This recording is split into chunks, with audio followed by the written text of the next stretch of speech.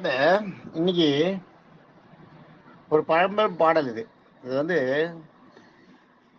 ஔவையார் பாடின பாட்டுன்னு நினைக்கிறேன். எனக்கு தெரியல யார் பாட்டுன்னு தெரியல. ஆனா ஔவையார் பாடல் மாதிரி தான் அதனோட சாயல்லாம் இருக்கு. இது ஒரு பழமொழியாவும் நம்ம இப்ப இன்னைக்கும் நம்ம பழமொழியா அதை சொல்றோம். அதனோட அர்த்தம் தெரியாமலே சொல்லிட்டு இருக்கோம். பாருங்க, ஆனைக்கு ஒரு காலம் வந்தால் பூனைக்கு ஒரு காலம் வருமே. ஆனைக்கு ஒரு காலம் வந்தால் பூனைக்கு ஒரு காலம் வருமே. பானைக்கு ஒரு காலம் இருப்பதால் பானைக்கு ஒரு காலம் இருப்புதான் பனைத்தால் தாங்குமே எழுத்து அப்படின்றது இந்த கவிதை. ஆனைக்கு ஒரு காலம் வந்தால் பூனைக்கு ஒரு காலம் வருமே, பானைக்கு ஒரு காலம் இருப்புதான் பனைத்தால் தாங்குமே எழுத்து அப்படின்றது. இதனுடைய அர்த்தம்னு பாத்தீங்கன்னா, ஆனைக்கு ஒரு காலம் வந்தால், ஆனா பசு, ஆனைன்றது ஆ பிளஸ் நெய்னு பாட்டுங்க. ஆன்றது பசு, ஆனை பசுவினுடைய நெய். அதை சாப்பிட்றதுக்கு, அதாவது அந்த மனுஷனுக்கு அதை சாப்பிட்றதுக்கு ஒரு காலம். அது எது? இளமை காலம். சின்ன வயசுல பசு நெய்யை சாப்பிட்டு நல்லா உடம்ப ஏற்றிக்கிறோம் இல்லையா, உடம்புக்கு வளமையா செம்மையா உடம்பு. பசு நெய் சாப்பிட்டோம்னா உடம்பு நல்ல திபு திபுன்னு மினு வரும். உடம்புல ஒரு வனப்பு ஏற்படும். இளமை வந்து நல்லா இதுவாகும். பாடி நல்லா ஸ்ட்ரக்சர் நல்லா ஃபார்ம் ஆகும். அதான் நெய் வந்து அவ்வளவு உடம்புக்கு நல்லது. அந்த காலத்துல நெய் நிறைய சாப்பிட்றாங்க. இப்பதான் நெய்யை வேண்டான்றாங்க. அப்போ வந்து பசு நெய் சாப்பிட்றது வந்து உடம்புக்கு நல்லதுன்னு இப்பதான் அதை கொழுப்புன்றாங்க. அதான் ஆணைக்கு ஒரு காலம் வரும். அதாவது உங்க மனித உடலுக்கு ஆணையோட பசுவினுடைய நெய்யை சாப்பிட்றதுக்கு ஒரு காலம் இருக்கு இல்லையா? ஆமா, இளமையில இருக்கு. அதுவே கொஞ்சம் வயசாயிடுதுன்னு வைங்க, நெய் உதவாதுன்னு. அப்ப என்னன்னா, பூனைக்கு ஒரு காலம் வரும். பூனை, பூனைன்னா இந்த பூனையை எடுத்துக்கூடாது. யானையும் பூனையும் நீங்க கம்பேர் பண்ணிக்கூடாது இந்த இடத்துல. அது வந்து சொல்லுடைக்கு கரெக்டா இருக்கு. யானைக்கு பெரிய யானைக்கு ஒரு நேரம் வந்ததுன்னா கூட பூனைக்கு ஒரு நேரம் வரும். அது எப்படி சொல்லுவாங்கன்னா, யானை வந்து போறோம், யானைக்கு பூனைக்கும் ஒரு போட்டி வந்துதான். நான் செய்யறதெல்லாம் நீ செஞ்சிருவியான்னு. அதை பார்த்து தான் அந்த சினிமாவில் கூட அந்த ஒரு காமெடி ஒன்று வச்சான். நான் செய்யறதெல்லாம் நீ செஞ்சிருவியான்னு கேட்டுதான். யானை யானையை பார்த்து யானை வந்து பூனையை கைது பண்ணிட்டான். அப்போ பூனை சொல்லிட்டான், நான் சொன்னதெல்லாம் நான் செய்யறதெல்லாம் நீ செய்வியான்னு. செய்வேன்னா அதுல என்னன்னு தான். அப்படியா, சரிவா போலாம். அதனால பூனை வேகமா ஓடித்தான். யானை நடந்தே போய் பூனையோட வேகத்துக்கு போச்சான். பூனை அப்படியே போயிட்டு டக்குனு ஒரு மரத்து உச்சியில ஏறிட்டான், மலை மலைன்னு. யானை கீழே எடுத்துட்டு பாரு, பூனை கூப்பிடுறதா யானையை, வா எங்கூடயே வா, மேல வா, மரத்துக்கு மேல வாருன்னு. யானையால முடியல. யானையோட தோல்வி ஒத்துணுதான். ஆக பெரிய உருவம் பெரிய ஆளா இருந்தா கூட அவங்களுக்கு ஒரு காலம் இருந்ததுன்னா சாதாரண ஆளுக்கு ஒரு காலம் வரும்ன்றது நம்ம இது பழமொழியில வருது.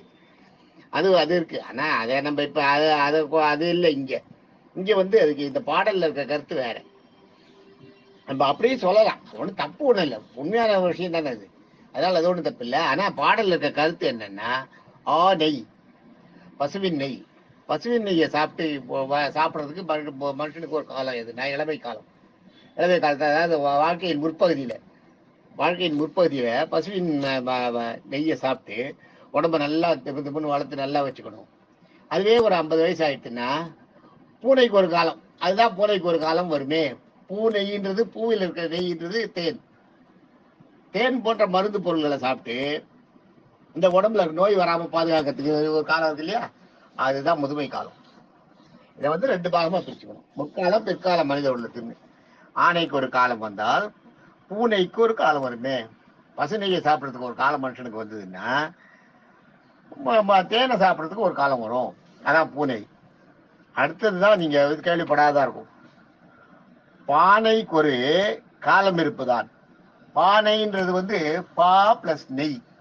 பான்னா பாடல்கள், நெய்னா புனையிறது, பாடல்களை இயற்றுறது. பாடல்களை இயற்றுறதுன்னா இப்பதான் உங்களுக்கு இதெல்லாம் வந்திருக்கு. இப்ப நீங்க செல்லுல இது பண்ணிடுறீங்க, லோட் பண்ணிடுறீங்க, பேரால எழுதிடுறீங்க, பேப்பரை எடுத்து பேரால கடற்கடை எழுதிடுறீங்க. அதெல்லாம் அந்த காலத்துல அதெல்லாம் கிடையாது. சொல்றது மட்டும்தான். எழுதுற சிஸ்டம் கூட அப்புறம் தான் வந்தது. பரவலையில் எழுதுறதுன்றது அது கூட அப்புறம் தான் வந்தது. கல்லில் எழுதிருந்தாங்க முதல்ல. கல்லில் வந்து வடிச்சிருந்தாங்க, எழுத்துக்களை வடிச்சு அதில் விஷயத்த சொல்லியிருந்தாங்க. அதுதான் இன்னைக்கு நிறைய கல்வெட்டுகள் எடுக்கிறாங்க பாருங்க. அதுக்கப்புறம் தான் பரவலையில் எழுத ஆரம்பிச்சாங்க. அததான் இங்க சொல்றாரு, பாட்டுகளை நெய்யறதுக்கு ஒரு காலம் இருப்பது. அது என்னன்னா, புலவன் வந்து தனக்கு தோன்ற நேரம். அதாவது அதை முற்பகுதி, மனுஷனோட முற்பகுதிக்கு ஈக்குவலாக எடுத்துக்கலாம். புலவனுக்கு வந்து தன் மனசுல தோன்றது பார்த்தீங்களா, பாடல் வந்து எப்பயும் நினைச்ச மாதிரிலாம் பாட முடியாது. நான்லாம் நிறைய கவிதைகள் எழுதியிருக்கேன். இப்ப எனக்கு முடியல, என்னோட மனசு அதுல நிக்கல, கான்சென்ட்ரேட் பண்ண முடியல, அலபாயுது. ஆக பானைக்கு ஒரு காலம்னா பாட்டை எழுதுறதுக்கும் ஒரு காலம் இருக்கு. எல்லா காலங்கள்லயும் எழுதிட முடியாது. பாட்டு எழுதிட்டே இருக்கணும், விடாம எழுதிட்டு இருக்கணும், அந்த டச் இல்லாம டச் விட்டு போகாம இருக்கணும். முக்கியமா மனசுல எந்த சஞ்சலங்களும் இருக்கக்கூடாது. அப்பதான் உங்களுக்கு இந்த பாடல்கள்லாம் நல்லா கோர்வையா வரும், கரெக்டா சந்தம் இலக்கணம் மாறாமல் வரத்துக்கு. அதான் பா நெய்தலுக்கு ஒரு காலம், அதுதான் சொல்றாருங்க. பா நெய்க்கொரு காலம் இருப்புதான், அதுக்கும் ஒரு காலம் உண்டு. பாடல்களை எழுதுறதுக்கு ஒரு காலம் உண்டு, அதுக்குன்னு ஒரு காலம் உண்டு. ஆனா பிற்காலத்துல நீங்க என்ன பண்ணணும் தெரியுமா, பாடல்களை எழுதுறதுன்னா பாடல்களை புனையறதுதான். முதல்ல பானையில வந்து பாடல்களை புனைஞ்சி கையில மனசுல வச்சுக்கிறது தான், எழுதுறது கிடையாது. யாராவது பக்கத்துல உங்ககிட்ட சொல்லி வைக்கிறது, நண்பர்கள்ட்ட சொல்லி வைக்கிறது, அந்த வந்து திருப்பி திருப்பி மனசுல வச்சுக்கிறது, மனசுல வச்சுக்கிறது எழுத்துன்றது கிடையாது. அப்பதான் எழுத்து அறிமுகமான நாள். பனவோலையில் எழுதி பாதுகாக்கிறதுன்றது அறிமுகமான காலம் இந்த பாடல் பாடின காலம். அதனாலதான் பானைக்கு ஒரு காலம் இருப்புதான். பனைத்தாள், பனைத்தாள்ன்றது பனை ஓலை, தாள்ன்றது வந்து இலை. எப்பயுமே ஞாபகம் வச்சுங்க, தாள்னா இலை. அதுதான் வெங்காய தாள்னுவாங்க, பாத்துக்கீங்களா? வெங்காய செடியோட இது இருக்க, அதைத்தான் இன்னைக்கும் தாள்னு கரெக்டா சொல்றாங்க. அதனுடைய செடியோட இலை இருக்கு பார்த்தீங்களா, வெங்காய தாள்னுவாங்க. அதுதான் அதுதான் பனைத்தாள். அது மாதிரி பனைத்தாள் இருக்கு இல்லையா, பனைமரத்தோட ஓலை இருக்கு இல்லையா, பனை ஓலையில தான் ஏதாவது எழுதி வைப்பாங்க இல்ல. பனைத்தாள் தாங்குமே எழுத்து. பனைத்தாள்ல நீங்க வந்து முன்னாடி வந்து கவிதைகளை புனையறது போறாது. ஒரு காலத்துல கவிதைகளை நீங்க நிறைய புலகணும், நிறைய கவிதைகளை புனையணும் புலவர்களே. ஆனா உங்களோட பிற்காலத்துல நீங்க கவிதை புனையறதை விட்டுட்டு இது வரைக்கும் போய் இந்த கவிதைகளை எல்லாம் பனவோலையில் எழுதி எழுத்தாக்கணும். தாங்குமே எழுத்து, அதையெல்லாம் எழுத்தாக்கி நீங்க பிற்காலத்துல வர நம்முடைய சந்ததிகளுக்கு அவங்களுக்கு அதை கொண்டு போய் சேர்க்கணும். அப்பதான், இல்லாட்டா உங்க பாட்டு உங்களோட முடிச்சு போயிடும். இப்ப இந்த பாட்டையே ஒருத்தர் யாராவது ஒருத்தர் பனவோலையில அன்னைக்கு எழுதி வச்சதுனால தான் இன்னைக்கு நம்ம வந்து நான் வந்து இதை பார்க்க முடியுது, படிக்க முடியுது, உங்ககிட்ட சொல்ல முடியுது, இதனோட அர்த்தம் உங்களுக்கு விளக்க முடியுது இல்லையா. அந்த காலத்துல சேர்த்து வச்சதுனால இது அந்த காலத்துல பாடிட்டு ஒருத்தருக்கு ஒருத்தர் வாயில சொல்லிட்டு போயிருந்தாங்கன்னா அப்படியே போயிருக்கும், அவ்வளவுதான். ஆனைக்கு ஒரு காலம் வந்தா பூனைக்கு ஒரு காலம் வரும்னு, ஒருத்தர் உனக்கு ஒரு காலம் வந்தா எனக்கு ஒரு காலம் வரும்ன்றது அந்த போட்டிக்கு சொல்ற வார்த்தையோட அதோட புரிஞ்சு போயிடும். இதனோட இந்த பாட்டோட கருத்தே வேற, இந்த பாட்டோட கருத்தே வேற. அந்த கருத்து அது ஒரு கருத்து, அது சொல்லிக்கலாம்.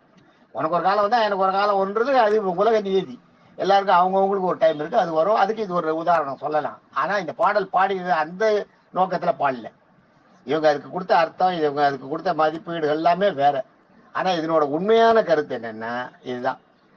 நெய், பசுவின் நெய்யை சாப்பிட்டு உடம்பை மனிதன் எப்படி தன்னுடைய உடம்பை முற்காலத்துல வளர்த்துக்கிறான் நல்லா. மனிதன் எப்படி பசுவின் நெய்யை சாப்பிட்டு தன் உடலை நல்லா வாலிப்பா அனப்பா வளர்த்துக்கிறானோ, முற்காலத்துல வளர்த்துட்டு பிற்காலத்துல வந்து இந்த தேன் போன்ற மருந்து பொருட்களை சாப்பிட்டு உடல்ல நோய் அண்டாத பாத்துக்கிறானோ, அதே போல புலவர்கள் முற்காலத்தில் பாடல்களை நிறைய புனைந்து நிறைய எழுதணும். முற்காலத்துல என்ன சிந்தனை, அறிவு சிந்தனை இருக்கும், சின்ன வயசு தூண்டுற சக்தி இருக்கும், சலிக்காத உழைப்பு இருக்கும். அதனால எவ்வளவு பாடல்கள் வேணுமோ எல்லாத்தையும் புனையலாம். பாடல்களை புனைஞ்சினா மட்டும் போறாது. இப்ப மாதிரி கிடையாது, ஞாபகம் வச்சுங்க. அப்ப எல்லாம் வேற. அப்ப எல்லாம் ஒரு பாடலை ஒரு புலவர் புனைஞ்சாருன்னா அதுக்கு அவங்க சாகிற வரைக்கும் அவருக்கு மனசுல இருக்கும், அவங்களால வச்சுக்க முடியும். அந்த மாதிரி கூறத்தாழ்வார் வந்து ஒரு ஒரு அந்த இந்த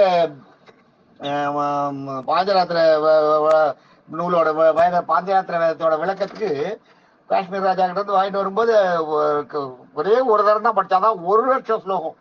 ராமானுஜரோட சீடர் கூறத்தாழ்வார் 1,00,000 ஸ்லோகம் ஒரு தரம் தான் படிச்சாராம் நைட்டு. 1,00,000 ஸ்லோகத்தை ஒரு படிச்சிருக்காருன்னா அவர் எப்படியா இருந்தாலும் எவ்வளவு நேரம் ஆகும்? எப்படியா இருந்தாலும் ஒரு 4 நாள் ஆகாது, நமக்கு ஒரு வாரமாவது ஆகாது. ஒரே தரம் அந்த அரசவையில படிச்சாங்களே, அப்ப அதை கேட்டுருந்தாராம். அவ்வளவுதான். இவர்கிட்ட கொடுக்குற மாதிரி கொடுத்துட்டு அந்த பக்கம் கொள்ளையடிச்சுட்டு போயிட்டாங்க. அதை கொள்ளையடிச்சுட்டு போன அப்புறம் அப்ப ராமானுஜர் துடிக்கிறாராங்க. இதை எவ்வளவு பாடுபட்டு வந்தேன், இங்க இருந்து காஷ்மீருக்கு போயிருக்காரு, தமிழ்நாட்டுல இருந்து காஷ்மீருக்கு போய் அந்த ராஜா கிட்டாங்க. அவ்வளவு பாடுபட்டு வாங்கினேனே, அத்தியாயத்துக்கு அது போயிட்டு அதை வச்சு இது வியாகியானம் எழுதுறதுக்கு இருந்தேனே நான் அழறான் ராமானுஜர். அப்ப கூறத்தாழ்வார் சொல்றாராம், கவலையப்படாதீங்க நான் சொல்றேன் அப்படின்னு சொல்லிட்டு சரி சொல்லுன்னு உடனே சொல்லி ஆளை வச்சு எழுத வச்சாராம். எழுதி எல்லாம் வச்சுட்டு கையில வச்சுட்டாரு. அதுக்கப்புறம் இந்த கொள்ளையடிச்சு போன விஷயம் ராஜாவுக்கு தெரிஞ்சு போறது. ராஜாவுக்கு கோபம் வந்துடுது. இது உள்ள இருக்கிற மந்திரிகளுக்கு அந்த வித்வான்கள் பண்ற உள் வேலை கொடுக்குற மாதிரி கொடுத்து இந்த பக்கம் பிடிக்கணும். ராஜாவுக்கு தெரிஞ்சவன ராஜாவுக்கு ரொம்ப ஆவேசமாயிடுது. யார் அதை பண்ணது இங்கேவான்னு கூப்பிட்டு வித்வான்களை எல்லாம் கூப்பிட்டு மிரட்டி கிரட்டி எல்லாரையும் உங்களை வந்து ஜெயிலில் போட்டுருவோம் சிறைச்சேதம் பண்ணிட்டு உடனே ஒத்துட்டு இருக்கான். ஒருத்தர் அப்புறம் கொடுங்க அதை நான் அவர்கிட்ட கொடுத்தது நீங்க எதுக்கு மறுபடியும் நான் அவங்ககிட்ட அவர்கிட்ட பிடிக்கின்னு வரீங்க திருடின்னு வரீங்கன்னு சொல்லி மறுபடியும் கொண்டு கொடுத்தாலாம். கொடுத்த உடனே அந்த வேதத்தை வாங்கிட்டு ராமானுஜருக்கு ஒரு சந்தேகமா கூறத்தாழ்வான்னு சொன்னானே இப்ப நம்மளுக்கு வேதம் வந்துட்டு ஒரு தடவை இது ரெண்டும் செக் பண்ணி பார்த்தா என்னன்னு சொன்ன உடனே கூறத்தாழ்வார் என்ன பண்ணாராம், அதை செக் பண்ணி பார்க்க அவர் ராமானுஜர் மனசுல எழுதினது கூறத்தாழ்வாருக்கு தெரிஞ்சு போச்சோம். ஒன்றும் வேண்டாம் சுவாமி அவர் கொடுத்தாரு அந்த அந்த இதை நீங்க கையில வச்சுக்கோன்னாராம். குருவே நீங்க வந்து அவன் ராஜா கொண்டு கொடுத்தாரு இப்ப ஒரிஜினல் இது உங்களுக்கு அதை அப்படியே கையில வச்சுக்கோ நான் சொல்றேன்ட்டு 1,00,000 ஸ்லோகத்தை சொன்னாராம் விடாம.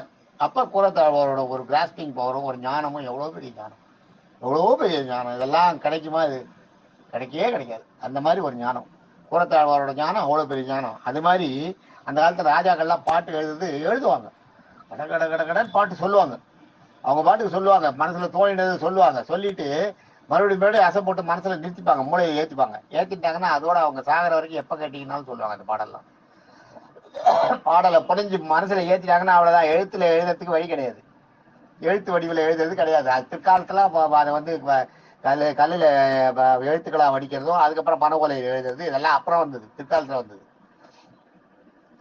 முற்காலத்துல அது கிடையாது. அந்த மாதிரி நேரத்தில் மனசுல நிறுத்திக்கிறதா, மனசுல நிறுத்திட்டு சிஷியர்களுக்கு சொல்லி கொடுத்துருப்பாங்க. அதுதான் உங்களுக்கு மெடிசன். நிறைய நம்ம ஆயுர்வேதிக் மெடிசன்லாம் சித்த வைத்தியம் நாட்டு வைத்தியம் எல்லாம் காணாம போனது காரணமே இதுதான்.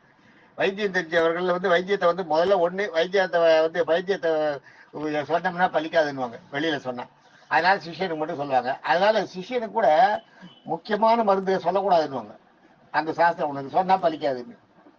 அது எப்ப சொல்லணும்னா இந்த பெரிய வைத்தியர் இருக்காரு, வைத்தியர் தலைமை வைத்தியர், அவர் உடல்நிலையில அவர் சாகிற மாதிரி இருந்ததோ இல்லை இனிமே நான் வைத்தியம் பண்ண மாட்டேன்ற ஒரு முடிவு எடுத்தாலோ அப்ப அவரோட பிரதான சிஷியனுக்கு மட்டும் சொல்லலாம் அந்த மருந்தை எப்படி கலக்கிறது என்ன கலவைகள்ன்றது. இல்லாத சிஷியனை கூட தான் கையில வச்சுட்டு கிடந்த வழியே எல்லா மருந்தையும் சொல்ல மாட்டாங்க. முக்கியமான சில மருந்துகளை சொல்லவே மாட்டாங்க. இது மாதிரி இருந்தப்ப அந்த அவங்க வந்து திடீர்னு ஏதாவது நோயப்பட்டு இப்ப அந்த சிஷியன் பக்கத்துல இல்லாதப்ப இறந்து போயிடறாங்க இல்லையா, உடனே அந்த மருந்து எப்படி தயாரிக்கிறது தெரியாமலே போயிடுச்சு. நாட்டு மருந்துகள் எவ்வளவு போயிடுச்சு. இன்னைக்கு ரசவாதன்றது என்னென்னவெல்லாம் இருக்கு. இரும்ப தங்கமாக்கிறதுக்கு வைத்தியம் இது பச்சிலையில மருந்து இருக்கு. இரும்ப தங்கமாக்கிறதுக்கு இருக்கு. உங்க உடம்ப உங்களோட இளமையை திருப்பி கொண்டு வரதுக்கு, முதுமையை போய் இளமையை கொண்டு வரதுக்கு மருந்து இருக்கு. ஆனா அதெல்லாம் போயிட்டு அப்படியே இதுவாகவே போயிட்டு எல்லாம். ஆக எதுக்கு சொல்றேன்னா அந்த மாதிரி ஒரு காலமும் அந்த உழவர்கள்லாம் வந்து அப்படி மனசுல நிறுத்திப்பாங்க அந்த விஷயத்த. அவங்க நிறுத்தினா மட்டும் போறாது, அவங்க இறந்தப்புறம் அவங்க சிஷியர்கிட்ட சொல்லுவாங்க. சிஷியர்கள் அந்த அளவுக்கு இருந்து அது அவ்வளவு தூரம் கரெக்டா டிரான்ஸ்ஃபர் ஆகி வருமோ வராது தெரியாது. அதனாலதான் அவையார் என்ன சொல்றாங்க, முதல்ல நீ கவிதை புனையறதெல்லாம் நீ முதல்ல உங்ககிட்ட வளமையும் உடம்புல தெம்பும் மனசுல எதுவும் மூளை நல்ல துருதுருப்பா வேலை செய்யற நேரத்தை நீ கவிதைகள்லாம் புரிஞ்சு வச்சுக்கோ.